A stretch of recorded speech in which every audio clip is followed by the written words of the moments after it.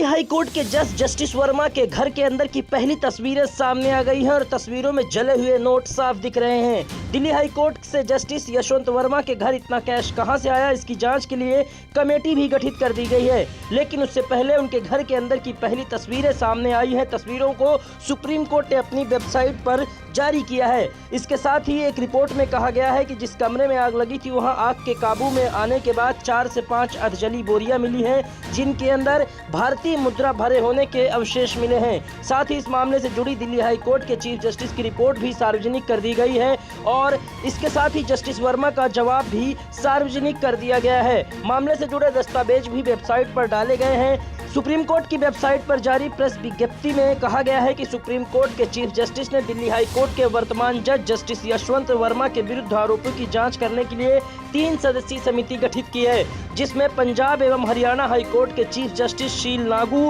Himachal Pradesh high court के chief justice GS Sandhawalia और Karnataka high court की न्यायाधीश जस्टिस अनु शिवरामन शामिल हैं। दिल्ली हाई कोर्ट के चीफ जस्टिस को फिलहाल जस्टिस यशवंत वर्मा को कोई न्यायिक कार्य न सौंपने के लिए कहा गया है। दिल्ली हाई कोर्ट के मुख्य न्यायाधीश ने अपनी रिपोर्ट दी है, जिसमें उन्होंने बताया है कि जस्टिस वर्मा से उन्होंने बातचीत की है। 17 मार्च को ये बातचीत करीब सुबह 8:30 बजे Delhi high court guest house में हुई है, जहां फिलहाल जो दिल्ली हाई कोर्ट के चीफ जस्टिस हैं वहां रह रहे हैं। जस्टिस वर्मा ने वहां पर जवाब देते हुए कहा है कि जिस कमरे में आग लगी थी उसमें केवल कुछ फर्नीचर और गद्दे जैसे अनुपयोगी घरेलू सामान रखे हुए थे। उन्होंने अपने बयान में ये भी बताया कि कमरे में नौकरों, माली और कभी कभी CPW के कर्मचारी भी आ जा सकते थे। दिल्ली हाई कोर्ट के चीफ जस्टिस ने कहा कि मुझे यह भी बताया कि घटना के समय वो भोपाल में थे और उन्हें जानकारी उनकी बेटी से मिली। वहीं दिल्ली हाई कोर्ट के जज ने यह भी कहा कि जस्टिस वर्मा ने मुझे बताया है कि इस समय कमरे में काला जला हुआ पदार्थ यानी कालिख पड़ा हुआ है। इसके बाद मैंने उन्हें अपने WhatsApp पर तस्वीरें और वीडियो दिखाई जो पुलिस आयुक्त मुझे पहले ही भेज चुके थे।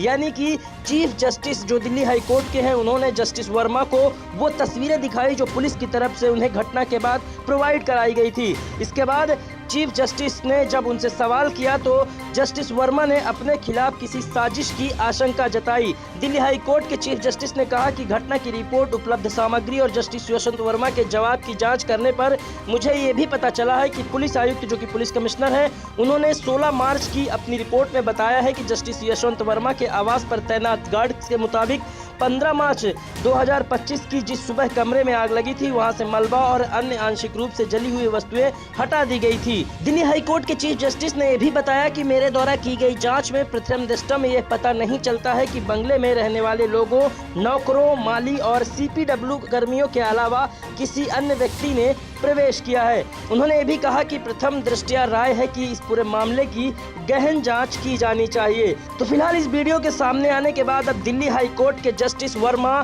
फिलहाल सवालों के घेरे में घिरते नजर आ रहे हैं और अब लोगों के मन में भी ये सवाल आने लगा है कि क्या न्याय के अंतिम दौर तक भ्रष्टाचार की आंच पहुंच चुकी है।